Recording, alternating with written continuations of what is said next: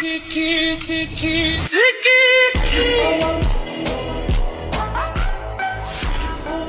науқастар бізге келіп ем алып, жаңағыдай өзі бір риза болып кетіп баратқанның өзі, мысалы біздің сол күнсіз түнсіз өткізген ұйқысыз жаңа операцияда тұрған бірнеше сағаттық кезекшіліктер болсын, соның барлығы былай ұмытылып қалады.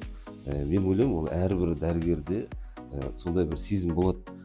Мен Маңғыстау облысы Ақтау қаласынан келдім. Осы жерде жүрегіме ота жасалды.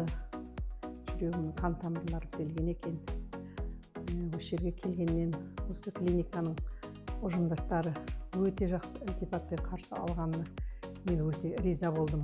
Өзімнің врачым Ерболат Қайратұлы деген балам өте ілтипатты, өте білімді, өте жақсы азамат екеніне көзім жетті.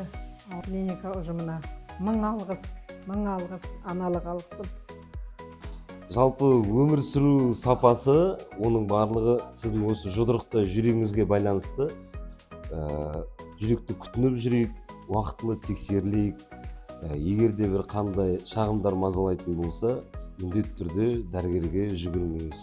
Жүректе кейін қарай қайтып келу, орнына қайтадан регенерация болу деген ондай процесс өкінішке орай жоқ. Сол үшін жүректі асқындырып алмай уақытылы дәрігерге қаралу керек.